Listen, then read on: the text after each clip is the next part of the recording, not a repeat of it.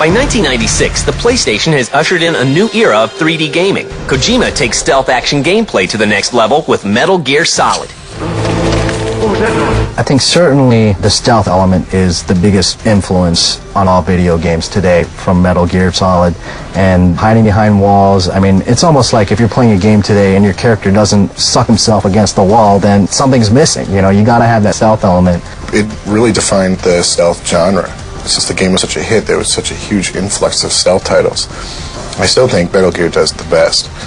The tension when you're creeping around and you know there's a guard or somebody that's out, you know, looking for you, and you are trying to be so careful. Theoretically, I believe, apart from the bosses, you can get through the whole game without killing anybody except for the 6 main people that you've gone in to get. So I thought that was interesting from a gameplay perspective, but I also thought it was interesting from a morality perspective.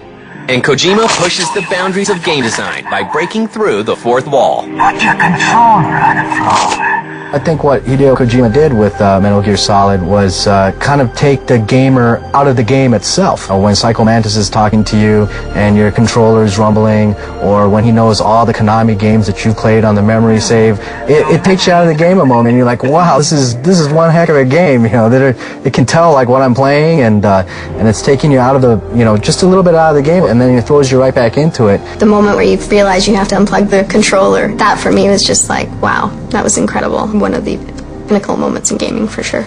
Metal Gear Solid is unveiled to the masses at E3 in 1997. All we did was show a trailer, and what happened was the same people that were there in the morning at E3 were there in the evening. They were just watching it all day long.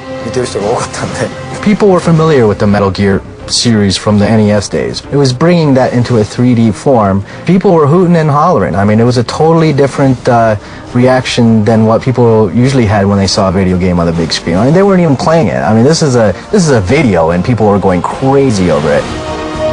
Metal Gear Solid follows Snake's mission to stop a band of genetically enhanced terrorists who have taken over a nuclear weapons facility in Alaska.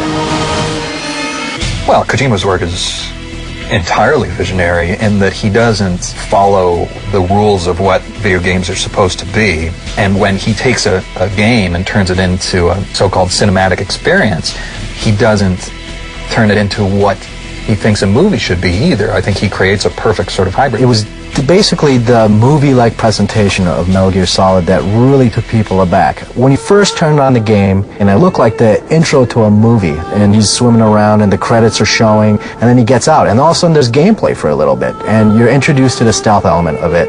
You run into the elevator, and then as soon as you run in the elevator, the credits start rolling again, and he's pulling off his, you know, sub gear and everything, and, you know, chills are just going up and down your spine. You're like, man, I'm ready to roll with this game. The masses finally get their hands on Metal Gear Solid in September 1998. Kojima's game turns the industry upside down. 350,000 copies are sold in its first weekend. It will go on to sell 6 million copies worldwide. When you have a great director take on a movie, you know, it really has that tone to it. When Quentin Tarantino does a movie, it has that tone to it.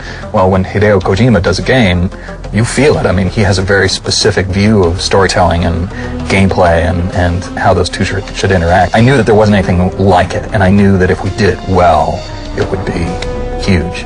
They put in so much stuff in that game. There was humor. It's like one of my Japanese animes. There was seriousness and there was drama.